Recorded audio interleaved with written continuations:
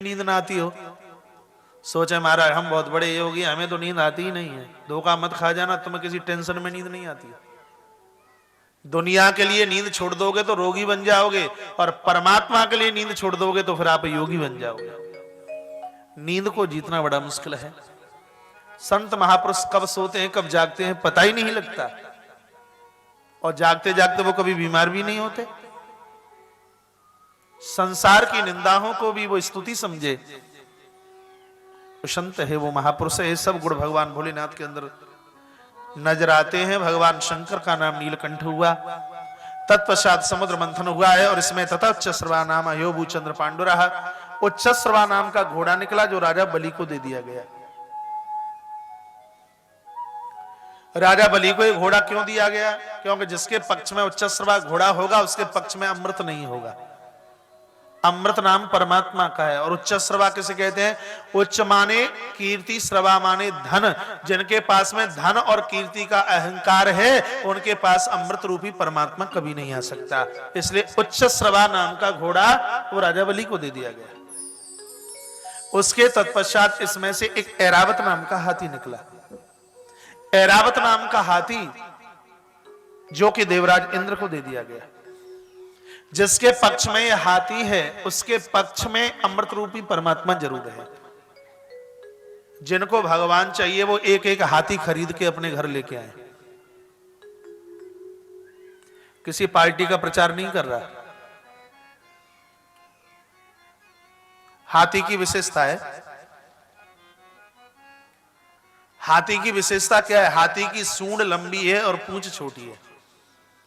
भगवान उन्हीं को मिलेगा जिनकी सूंड लंबी हो और पूंछ छोटी हो। जिनको ईश्वर चाहिए वो सब लोग अपनी अपनी पूंछ छोटी करें और सूंड को लंबा करें।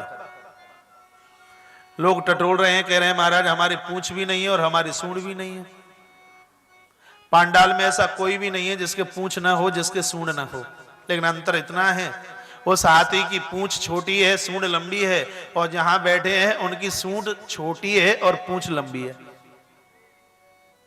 आपकी नासिका, इज्जत की नाक ही लंबी होनी चाहिए। इज्जत की नाक बहुत लंबी होनी चाहिए। जिनसे त्रुटियां होती हैं, जिनसे गलतियां होती हैं, वो लोग समाज में नाक दिखाने के लायक नहीं रहते। कहते हैं इसके मुंह पर तो नाक होनी ही नहीं चाहिए। लखनलाल ने सूर्पणखा की नाक काट ली। ये तो आपने रामायण में सुना है। लखनलाल ने सूर्पणखा की नाक और कान दोनों काट लिए। किसी ने लखनलाल को पूछा कि तुमने ये नाक कान क्यों काटे? तो लखनलाल ने कहा कि कान मैंने इसलिए काटे हैं कि यदि इन कानों से राम कथा सुन लेती होती तो किसी दूसरे व्यक्ति से शादी की बात नहीं करती।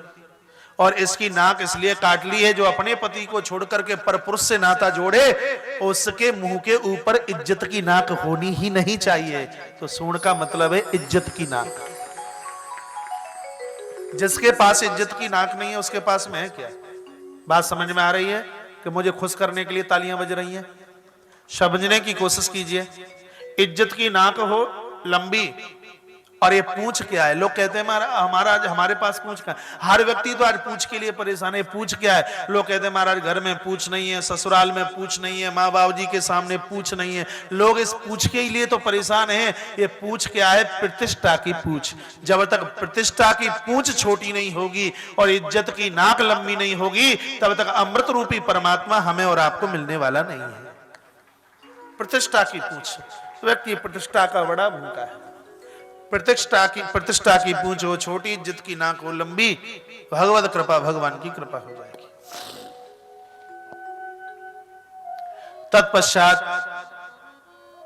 एक मणि निकली, भगवान नारायण को दे दी गई है। कल्पवृक्ष निकला, स्वर्ग में रख दिया। कामधेनु नाम की गाय निकली है जो संतों को दे दी गई कि घी निकलेगा, ये बेचारे हवन करते रहेंगे।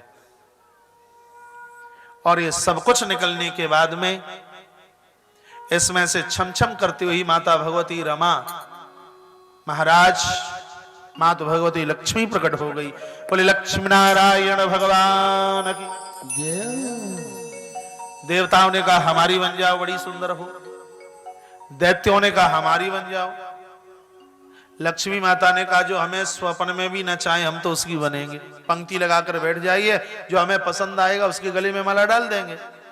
सो देवता और दैत्य दोनों पंक्ति लगा करके बैठे हैं। माता लक्ष्मी ने माला अपने हाथ में ली है। सो पंक्ति में सबसे आगे भगवान शंकर बैठे हुए थे। मैया ने कहा कि माला तो डाल देती गले में, जहर पी करके भी जिसकी मौत नहीं हुई तो मेरी मांग का सिंदूर तो कभी उड़ ही नहीं सकता है। जो जहर पी करके भी ना मरा शंकर, तो मेरी मांग का सिंदूर तो शाश्वत है। लेकिन करूं तो करूं क्या, जगदम्बा को तो शमशान घाट में भी पड़े रहने की आदत है, लेकिन हमें तो बंगला चाहिए और भोलेनाथ के पास में है नहीं, इसलिए इनके कंठ में हमें माला डालनी नहीं। शंकर जी को परीक्षा में फेल कर दिया। दूसरे नंबर पर बैठे हुए देवर्षि नारद उचक रहे थे। लक्ष्मी ने इशारे से कहा, विश्व मोहिनी प्रसंग में बंदर बने तो भी अभी सुधरे नहीं, खामोशी से बैठे रहिए। तीसरे नंबर पर श्री परशुराम जी। परशुराम जी को देख करके कहा, है तो तपस्वी लेकिन क्रोधी भारी है, और इसके क्रोध से तो भगवान बचाए। परशुराम जी के कंठ में भी माला नहीं डाली। अगस्त महात्मा उचक रहे थे कि हमारे गले में माला डल जाए। तो लक्ष्मी ने कहा, महात्मा तो तपस्वी है लेकिन मेरा दुश्मन है, मेरे पिता समुद्र को पी गया।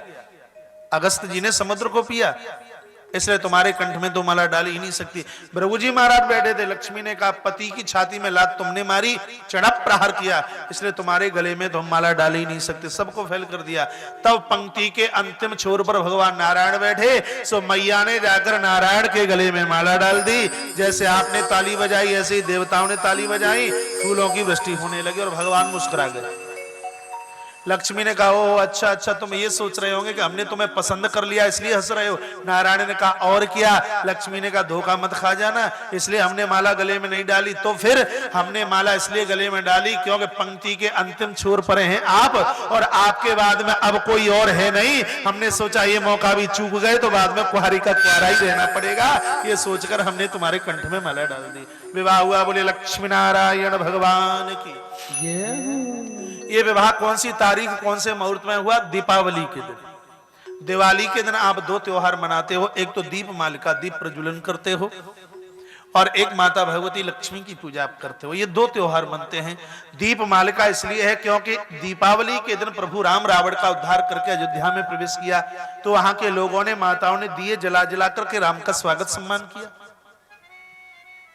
ये दिए तो इसलिए जलाए जाते हैं। और लक्ष्मी पूजा होती है। लक्ष्मी पूजा इसलिए होती है, सुने। एक दिन माता लक्ष्मी ने भगवान को कहा कि प्रभु, सब लोग अपनी शादी की तिथि मनाते हैं, सालगिरह शादी की, लेकिन हमारी तिथि आज तक नहीं मनी। नारायण ने कहा, हमें पता ही नहीं कि हमारा विवाह कौन से मुहूर्त में हुआ। लक्ष्मी रूठ गई, हमारी शादी की सालगिरह मननी ही चाहिए। तो नारायण ने कहा कि परसों समुद्र मंथन होगा और समुद्र में से तुम हो जाना प्रकट और हमारे गले में डाल देना माला, बस उसी दिन से सालगिरह मनना शुरू हो जाएगा। तो दिवाली की अमावस्या थी, लक्ष्मी प्रकट हुई, नारायण के कंठ में माला डाली और तभी से महाराज ये उत्सव दीपावली वाला आरंभ हो गया।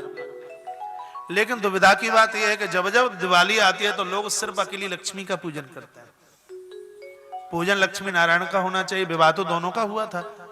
अकेली लक्ष्मी का पूजन करोगे तो लक्ष्मी का वाहन है उल्लू, माता उल्लू पर बैठ करके आएगी और उल्लू बना करके चली जाएगी। उल्लू जानते हो? उल्लू को दिन में दिखाई नहीं देता, तो संपत्ति वालों को भी दिन में दिखाई देता कहां है? पैसे वालों को दिन में दिखाई दे तो ये भगवान की बड़ी कृपा समझना। लक्ष्मी नारायण का वाहन है गरुण। लक्ष्मी नारायण की पूजा करोगे तो दोनों गरुण पर बैठ करके आएंगे, और श्री गरुण देव जी तो उदारता के प्रतीक हैं। जब जब दिवाली आए लक्ष्मी नारायण का पूजन कीजिए, गौरी शंकर का पूजन कीजिए। जब जब ये दिवाली चल करके आए राधा माधव का, सीताराम सरकार का, ये दोनों का आप वंदन कीजिए, दोनों का पूजन कीजिए। लक्ष्मी उन्हीं के घर में टिकती है जिनके घर में नारायण है, और जहां से नारायण किनारा कर गया है उस घर में लक्ष्मी रुक ही नहीं सकती। बोले बाल कृष्ण लाल की, शंकर भगवान की जय जय श्री, जय जय श्री, जय जय श्री राधे। तत्पश्चात समुद्र मंथन चला और इसमें से भगवान धन्वंतरी देव प्रकट हो गए अमृत कलश लेकर। बोले धन्वंतरी भगवान की जय। भगवान धन्वंतरी देव अमृत कुंभ लेके प्रकट हुए। आकाश से दुंदुभी फूलों की वृष्टि हुई है। भगवान गरुण देव ने धन्वंतरी देव के हाथ से माइक बढ़ाइए, अमृत कलश छीन लिया। 12 वर्ष तक ये अमृत कुंभ 4 स्थान पर छिपाया गया। सबसे पहले श्री प्रयाग त्रिवेणी का पावन तट अमृत की कुछ बूंदें डाली। 12 साल के बाद में यहां महाकुंभ का पर्व मनाया जाता है। तत्पश्चात 12 वर्ष के लिए इसको नासिक में छिपाया गया। उसके बाद में 12 वर्ष के बाद में आपके बिल्कुल नजदीक, यहां से 40-50 किलोमीटर कितना दूर होगा, अवंतिका उज्जैनी, भगवान महाकालेश्वर की पावन नगरी। दुनिया के इतिहास में अवंतिका उज्जैनी का एक बहुत बड़ा नाम है।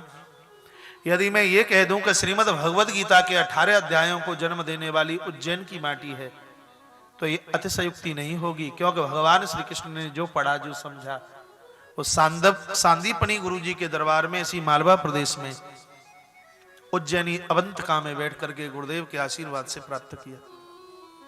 आप लोग तो बड़े धन्यवाद के प्रतीक हैं, बड़े बड़भागी हैं। आपके मध्य प्रदेश में 12 ज्योतिर्लिंगों में से 2 पिंडी प्रकट हुई हैं, ओमकारेश्वर ममलेश्वर नर्मदा माता के तट पर और क्षिप्रा माता के तट पर भगवान प्रभु श्री महाकालेश्वर। मृत्यु लोक के देवता महाकाल हैं, आकाश के देवता तारकेश्वर, पाताल के देवता हाटकेश्वर हैं, तो मृत्यु लोक के देवता भगवान महाकाल हैं। आप इतनी नजदीकता में हैं, महीने में 15 दिन में 8 दिन में या नित्य जैसे आपकी व्यवस्था बने, भगवान महाकालेश्वर का दर्शन ताप प्रताप और संताप को दूर करता है। बड़े प्रत्यक्ष देव हैं। शिव महापुराण में तो भगवान महाकालेश्वर की बहुत विशेषता का वर्णन किया। महाकाल भगवान के चरणों में जिंदगी का निर्वहन करने वाला व्यक्ति काल के गाल में भी पहुंच जाए तो भी वहां से सुरक्षित वापस आएगा। ऐसे भगवान प्रभु श्री महाकालेश्वर है। बोले महाकालेश्वर भगवान की जय। इस दास को तो महाकाल भगवान के दरबार में हर साल कथा कहने का सौभाग्य प्राप्त होता है। पिछले सावन के महीने में भी राम कथा का आनंद महाकालेश्वर परिसर से ले रहे थे। 3-4 साल पहले भगवान प्रभु श्री होरी हनुमान जी महाराज की पावन संयोगता और सनेचा परिवार सनेचा ज्वेलर्स के द्वारा विशाल राम कथा का आयोजन अवंतिका उज्जैन की धरती पर, उसका आनंद भी दुनिया के कई देशों ने लिया, जिस कथा का भी सीधा प्रसारण चैनल के माध्यम से था। इंदौर के पांडाल में बैठा हूं, नहीं तो लग रहा है कि इस समय मुझे महाकाल नगरी होना चाहिए था। 5 तारीख को बाबा का दर्शन करूंगा। बहुत भारी श्रद्धा जुड़ी है। इस दरबार में पहुंचकर के व्यक्ति दिन दूना रात्रि चौगुने के रूप में उभरता है। शतायु उसकी लंबी आयु होती है। काल उसका क्या बिगाड़े जो भक्त हो महाकाल का। बोले महाकालेश्वर भगवान की जय जय श्री राधे, जय जय श्री राधे, जय जय श्री राधेश्याम। उज्जैनी में भी 12 वर्ष के बाद में महाकुंभ है। 16 में आ रहा है, पहले 4 में गया है, अब 16 में आ रहा है। बड़भागी हैं आप। कुछ अमृत की बूंदें भगीरथी के तट पर हरिद्वार में डाली गई हैं। वहां भी महापर्व महाकुंभ का पर्व मनाया जाता है। लिखा है अश्वमेध सहस्त्राणी वाजपेयी शतानि च, हजारों अश्वमेध यज्ञ और सैकड़ों वाजपेयी यज्ञ करने से जिस पुण्य की प्राप्ति होती है, उतना पुण्य महाराज महाकुंभ के महापर्व पर एक रात्रि वास करने से उतने फल की प्राप्ति हो जाती है। इतना बड़ा पुण्य है महाराज कुंभ का, महाकुंभ का। श्री प्रयाग का कुंभ है अगले वर्ष। श्री प्रयाग सब लोग पधारना, शिविर लगेगा बहुत बड़ा। आप सब लोग आना, सबको आनंद मिलेगा। अखंड भंडारा चलेगा, कथा का भी आनंद लेंगे, यज्ञ का भी आनंद लेंगे। पूरी धर्ममय मटर गस्ती त्रिवेणी के पावन तट पर श्री प्रयाग में आप सब लोग सादर आमंत्रित हैं।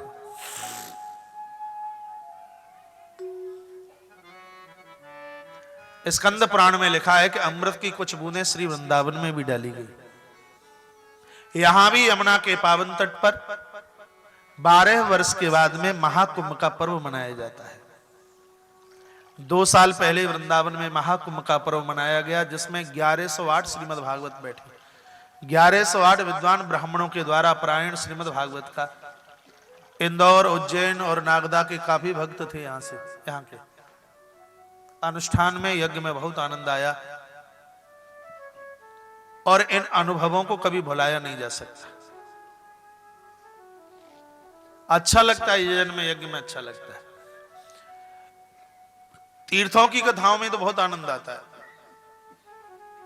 19 अगस्त से कथा जगन्नाथपुरी में है, आप पधारिए, अच्छा लगेगा। 19 अगस्त भगवान जगन्नाथ प्रभु के दरबार में, बिल्कुल समुद्र का तट है। भगवान जगन्नाथ जहां दुनिया के ऊपर कृपा का वर्षण कर रहे हैं, 19 अगस्त से है, आप पधारिए। तीर्थों में कई कथा, नैमिषारण्य में 3 जुलाई से है।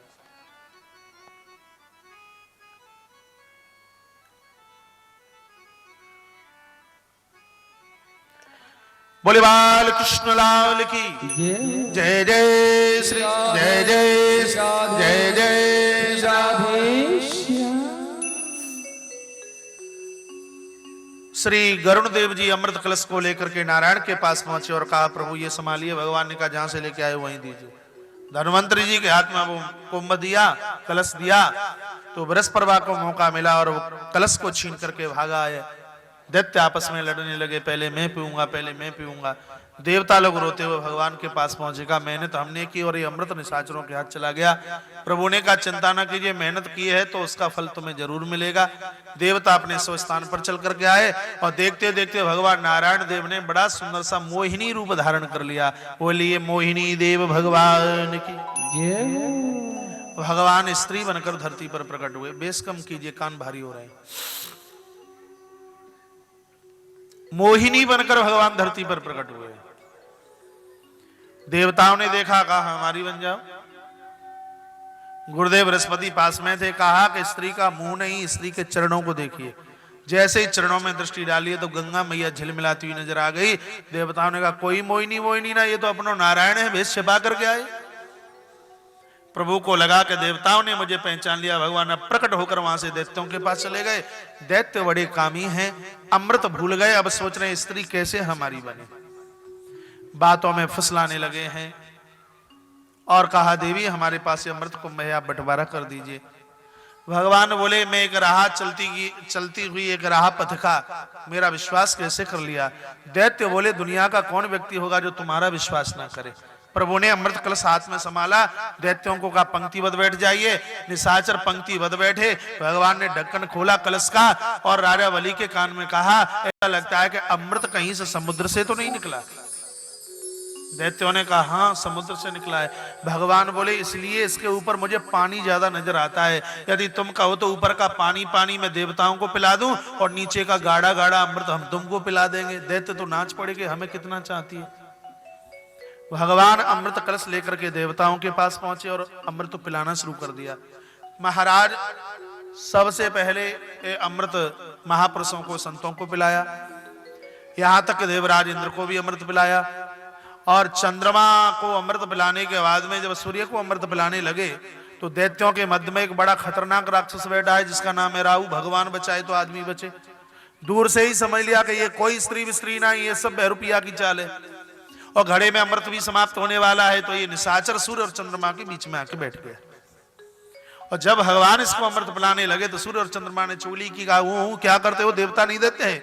भगवान ने कहा, मुझे भी पता है कि ये देवता नहीं देते हैं, लेकिन लोगों को बता रहा हूं कि कभी पंक्ति भेद नहीं करना चाहिए। और तुम दोनों ने चुगली की है, इसलिए इसका परिणाम तुमको भुगतना पड़ेगा। निशाचर को अमृत पिला दिया भगवान ने। मारने के लिए सुदर्शन चक्र बुलाया, छोड़ दिया इसके ऊपर। महाराज मरता नहीं, एक में से 2 हो गए, राहु और केतु। बड़े खतरनाक है। कुंडली के ग्रह जब राहु और केतु के बीच में आकर के फंस जाएं तो काल सर्प दोष बन जाता है। आदमी मरता नहीं, सब हालत हो जाती है। यदि किसी की कुंडली में दोष आया हो तो वो भगवान शंकर की पूजा जरूर करे, शिव के ऊपर बिल्वपत्र चढ़ाए, दूध चढ़ाए, भगवान भोलेनाथ का अभिषेक करे, तो ये कुयोग है, फिर वो सुयोग में बदल जाएगा। लाल बहादुर शास्त्री जी की कुंडली में कालसर्प योग, मोरारी बापू जी की कुंडली में कालसर्प योग, और मेरी भी कुंडली में कालसर्प योग है। हमें तो सब फायदा है, कोई घाटा ही नहीं, सब आनंद है। प्रभु का नाम लेते हैं, भगवान के चरणों में जीते हैं, शंकर जी के अभिषेक के बिना नहीं रहते। ये हमारे लिए एक बहुत बड़े आनंद की बात है। तत्पश्चात दैत्यों ने देखा कि देवताओं ने हमारे साथ में छल किया है, कपट किया है। देवताओं के ऊपर चढ़ाई चढ़ाई, जिसमें राजा बलि मारा गया। शुक्राचार्य जी ने संजीवनी विद्या के द्वारा बलि को जिंदा कर दिया।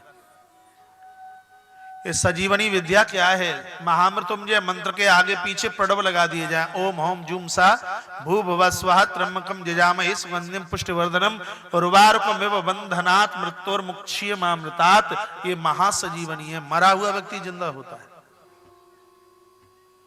पूरे सावन के महीने में आपके घर में गुनगुनाहट होनी चाहिए। महामृत्युंजय मंत्र, शतायु लंबी आयु होती है।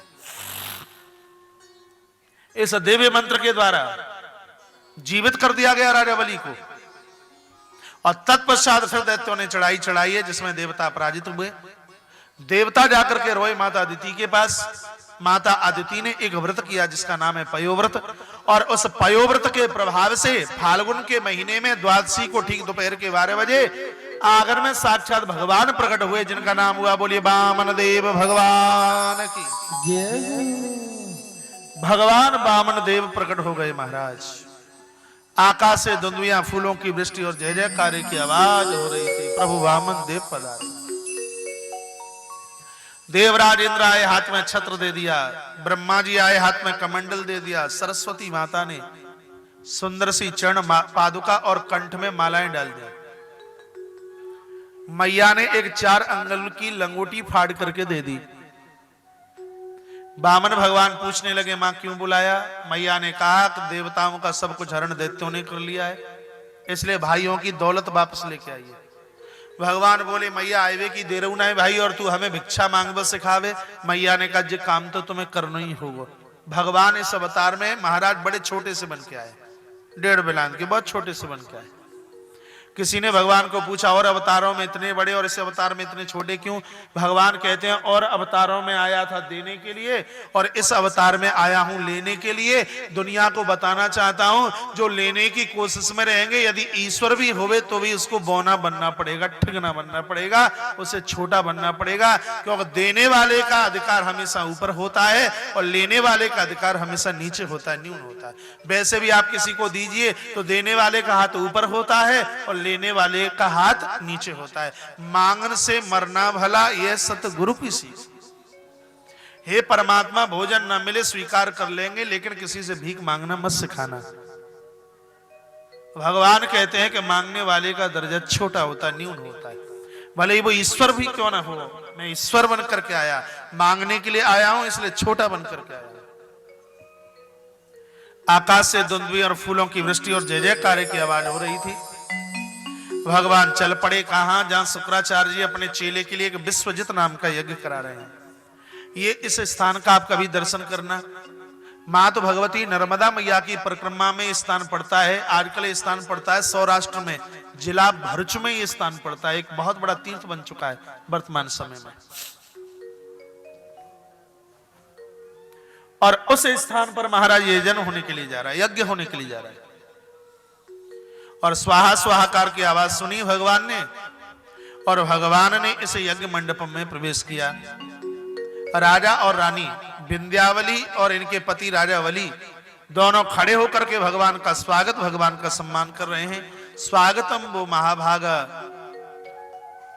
ब्रह्म किम करवामते। हे ब्राह्मण देवता, आपका बहुत बहुत स्वागत है, आपका बहुत बहुत मान है, आपका बहुत बहुत सम्मान है। आप पधारे हैं, आपको देख करके तो ये लग रहा है ब्रह्मर्षिणाम तपः साक्षात मन्ये त्वारि वपुर्धम। ऐसा लगता है कि साक्षात तप ही आपके रूप में प्रकट हो गया। आप हमसे कुछ मांग लीजिए, तुम्हें क्या चाहिए? भगवान बोले, कुछ नहीं चाहता। राजा बलि ने कहा नहीं, तुम्हें मांगना पड़ेगा। प्रभु ने कहा इच्छा तो कुछ भी नहीं थी, तुम बार बार आग्रह कर रहे हो तो मैं तुमसे मांगूंगा, पहले त्रिवाचा भरी है। राजा बलि ने कहा कि दूंगा और दूंगा, और जैसे ही तीसरी बार कहा कि दूंगा तो भगवान वामन बोले पदानी त्रीण दैत्येन्द्र सम्मितानी पदामम, राजन मेरे पैरों से नाप करके तू 3 पैर पृथ्वी मुझे दे दे। 3 पग पृथ्वी मांगी। 3 पैर पृथ्वी भगवान क्यों मांगते हैं? भगवान कहते हैं हे जीवात्मा, तेरा तन चाहिए मुझे, तेरा धन चाहिए और तेरा मन चाहिए। लोग धन दे देते हैं, यहां तक कि लोग तन भी दे देते हैं, लेकिन लोग मन नहीं दे पाते। तन जहां रहे वहां रहे, लेकिन कथा कहती है कि ये मन तो भगवान के लिए होना चाहिए, तभी तो उसका नाम मनमोहन होगा। ये मन भगवान के चरणों में हो। आपने मणिधर सांप देखा हो, ना देखा हो तो सुना होगा। इस सांप की विशेषता है बामी से बाहर निकल के आता है, अपनी मणि को रख देता है, जहां तक उसका प्रकाश जाता है वहां तक ये ओस चाटने के लिए जाता है। मर जाएगा लेकिन अपनी ये मणि किसी को नहीं देगा। ये मणि क्या है? ये मेरा और आपका मन ही तो मणि है। हम मृत्यु को स्वीकार कर लें, लेकिन मन रूपी मणि दुनिया के लिए नहीं, ये मन रूपी मणि तो परमात्मा के लिए होनी चाहिए। इसलिए भगवान ने 3 पग पृथ्वी मांगी है। पदानि त्रीण दैत्येन्द्र सम्मितानि पदामम। भगवान कहते हैं, संतों ने गाया, महापुरुषों ने गाया, तेरे द्वार खड़ा भगवान भगत भर दे रे झोली। तेरा होगा बड़ा ईशान, तेरी जो जुग रहेगी शान, भगत भर दे रे झोली। तेरे द्वार खड़ा भगवान भगत भर दे रे झोली। सभी गुण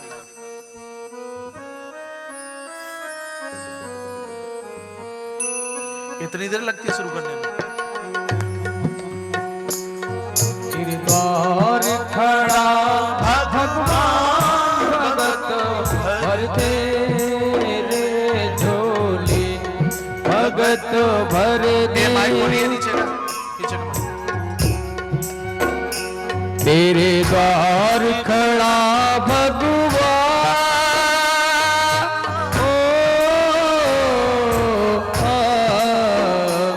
तेरे द्वार खड़ा भगवान भगत भर दे रे झोली, भगत भर दे। हेलो, झोली। ये आवाज इनबॉक्स में नहीं आ रही, मॉनिटर नहीं आ रही।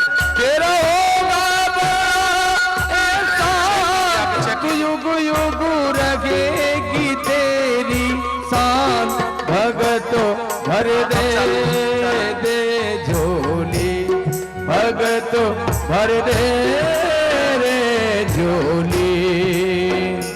तेरे द्वार खड़ा भगवान,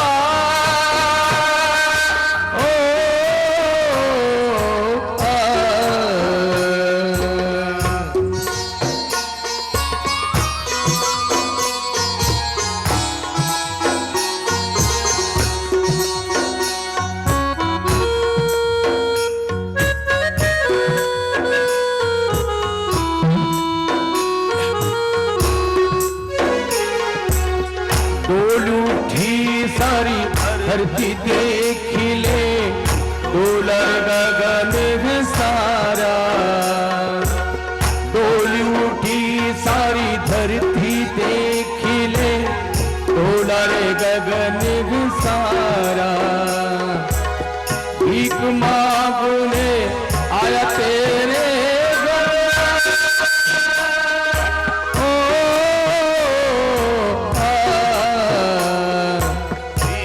मांगने आया तेरे घर, जगत का पालन हारा रे, जगत का पालन हारा। मैं आज तेरा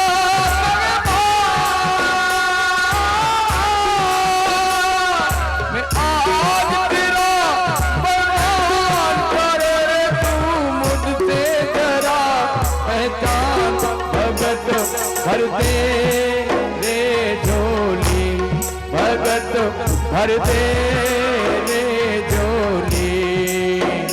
तेरे द्वार खड़ा भगवान,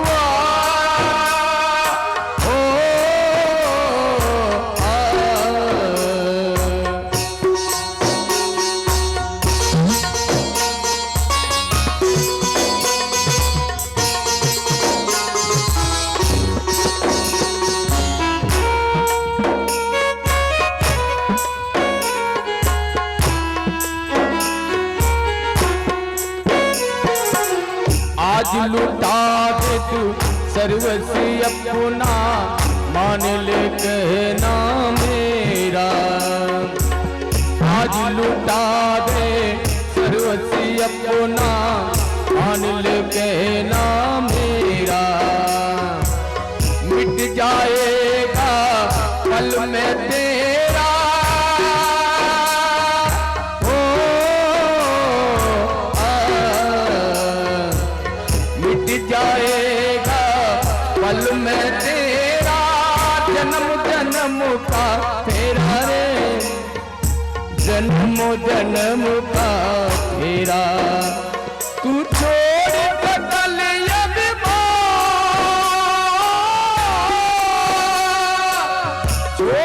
कल अभिमान, अमर कर ले रे तू अपना दान। भगत भर दे रे झोली, भगत भर दे रे झोली। तेरे द्वार खड़ा भगवान,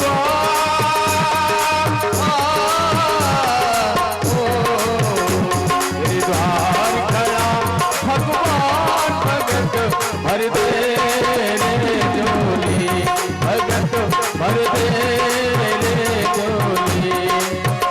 तेरा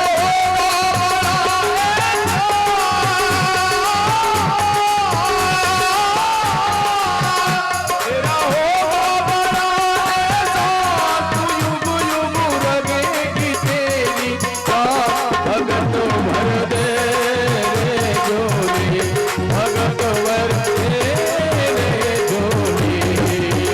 तेरे द्वार खड़ा भगवान, भगत भर दे रे झोली, भगत भर दे रे झोली।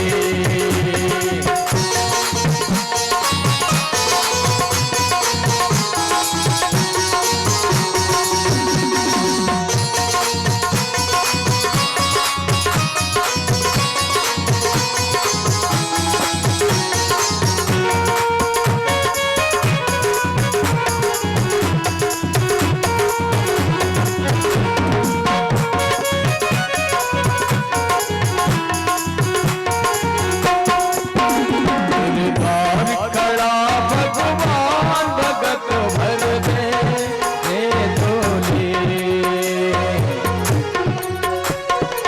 डोली उठी सारी धरती देख ले, डोला रे गगन सारा। डोली उठी सारी धरती देख ले, डोला रे गगन सारा। आ भीख मांगने आया तेरे घर, ओ भीख मांगने आया तेरे घर। जगत का पालन हारा रे, जगत का पालन हारा। मैं आज तेरा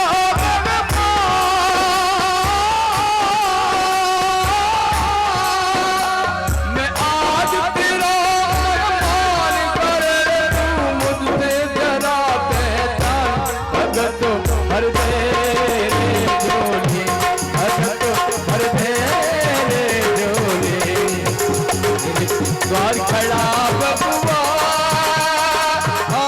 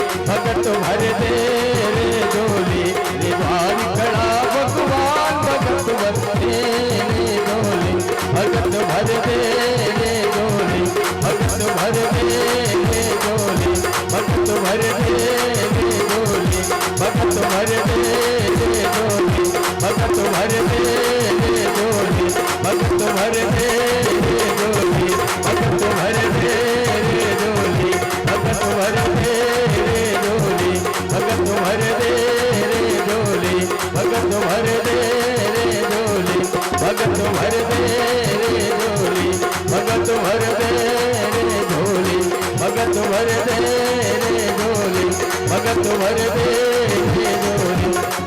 कृष्णा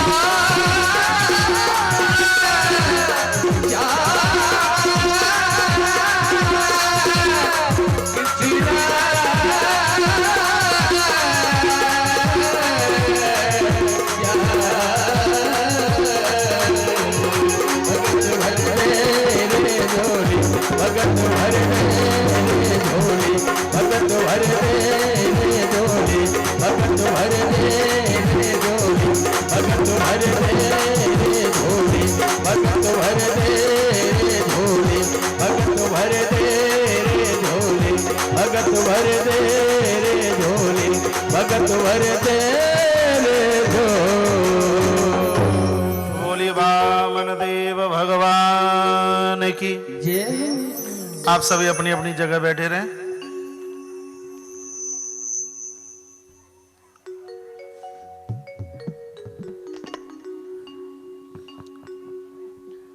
भगवान का कमंडल पूरा भर गया है, अब उसमें जगह नहीं है, आप अपनी अपनी जगह बैठे रहे।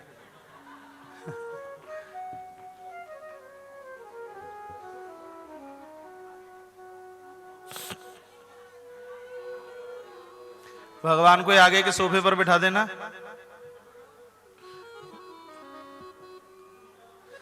मेरे प्रभु को नजर मत दे देना, बहुत प्यारी छवि है।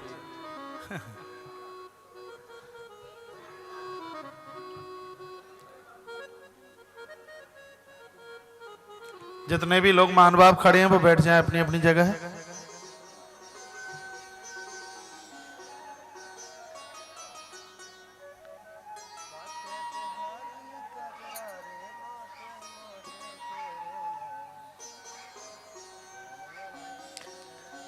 अभी नंद के आनंद भी होना है, फिर कथा 8 बजे छूटेगी, देख लेना।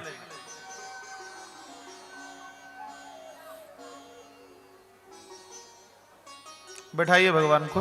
Hello hello hello hello.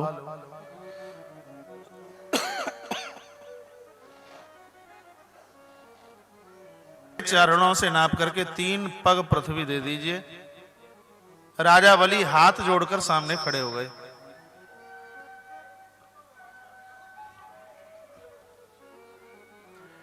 और कहा कि हे ब्राह्मण देवता, तुमने मांगा तो सही, लेकिन तुम्हें मांगना नहीं आया। 3 पैर पृथ्वी, वो भी आपके चरणों से। इतना छोटा पाम है, लगता है कि तुम्हारे पाम की तो जूती इंदौर नगरी में भी ना मिले। थोड़ा विचार करके मांगिए। भगवान बोले बार बार मांगे याचक, एक बार मांगे ब्राह्मण, देना हो तो दे दीजिए। देखे माताएं खड़ी ना हो। अब हेलो हेलो भैया, वॉल्यूम बढ़ाइए। ये माइक इधर वाला, मैं बोल रहा हूं, एक बार बढ़ा दो, कोई बात।